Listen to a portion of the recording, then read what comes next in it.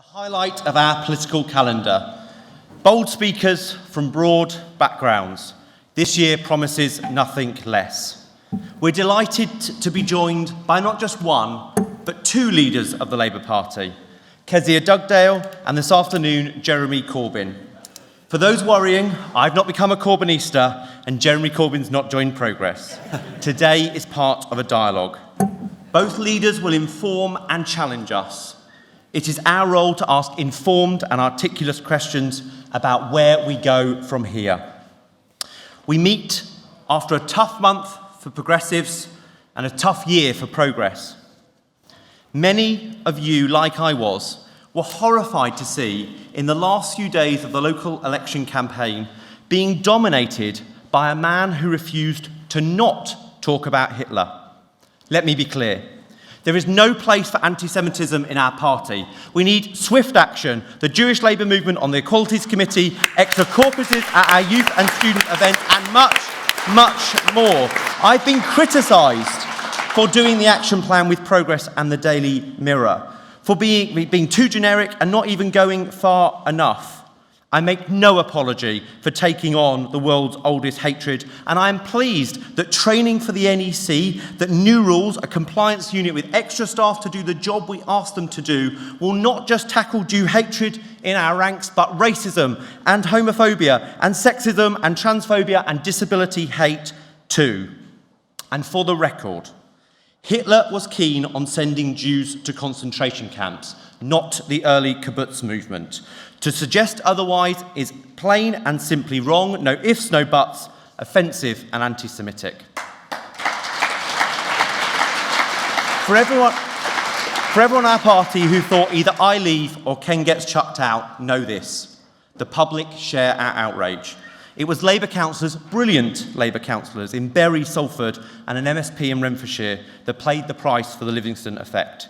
They are owed an apology. So after that, the long campaign came the results. Not the best. For the first time, councillors are lost by a party in opposition for a generation. A pathetic 0.6% increase in the vote on 2015, coming third in Scotland. And the conditions couldn't have been more favourable to Labour. The Tories botched the budget, Sajid Javid made the steel crisis worse, and David Cameron and Boris Johnson are literally taking lumps out of each other as part of the EU referendum campaign. But what was great to see was that Labour councils and a Welsh Labour government with a strong record of delivery were able to hold on. We send our congratulations to them today, especially the islands of red in the political south who bucked a trend. Plymouth, Exeter, Southampton, Crawley, Harlow, Milton Keynes and many more. We have new Labour mayors in Salford, in Bristol and in London, the latter two beating their main opponent. Labour gains for our great party. In London, Sadiq Khan did us especially proud, showing that an issues-focused, pro-business, big tent candidate could beat the Tories. Who knew? Not just any Tory, the most nasty, vile, divisive Tory campaign there was. So City Hall turned red, and down to people like you, people who do the work, put in the graft, working for a candidate that wanted to lead not just the bit of the Labour Party that voted for him, but everybody in our great party and the millions out there who wanted a better mayor, a Labour mayor. Well done, Sadiq.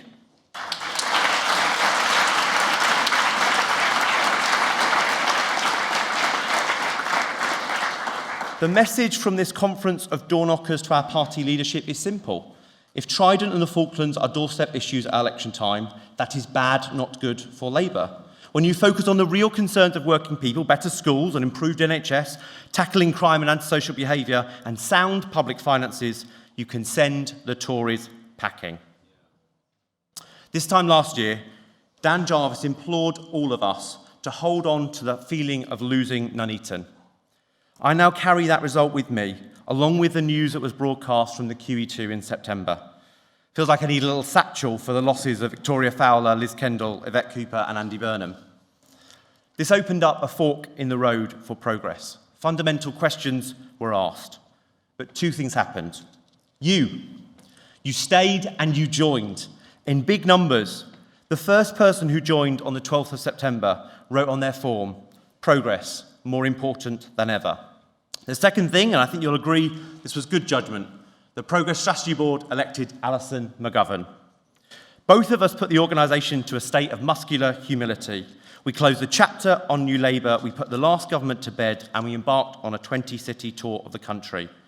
We cannot think it's the party that got it wrong, and we sit unchanged until the selectorate realises the error of their ways. Nothing of the sort. I could not be prouder of those 13 years in government. Because of their actions, great people in this room who worked for that Labour government, my family got offered benefits and free school meals, and me and my sisters got to university. But what made the last Labour government so transformative was the high expectations it set itself and the sense of challenge it provided. That spirit lives in Progress today. Modernisation, values into policy, policy into action by winning elections. We at Progress have advocated straight talking, honest politics before it was fashionable. It's now all the rage. So there's no one better to be our keynote speaker today. We're looking forward to hearing from our leader about the results, the internal challenges, the future of social democracy, and how he'll be trying to get the right result in the forthcoming EU referendum. Our questions are a chance to speak truth to power and show that, above all, Progress wants a Labour government, not for its own sake, but for the people out there who rely on our party and our movement. If we're always the ones delivering the toughest messages, we have to sometimes ask why. And it's because the verdict of the public are tougher still. When the only bar since 2005 has been who is better than David Cameron and George Osborne, and we keep coming second, we have to ask ourselves tough questions. It's not the public that get it wrong. But we now have to go back to the public sooner than we'd all hoped. No lie-ins for you guys, straight back on the doorstep for the EU referendum. So why? Because the country needs us out there. And because we need to show the country we put the national interest first, that we'll not shy away from our responsibility, and we'll do all we can to ensure it's not Labour voters that pay the price of an indulgent campaign paid for by Tory and UKIP donors. So let the debate begin. Thank you very much.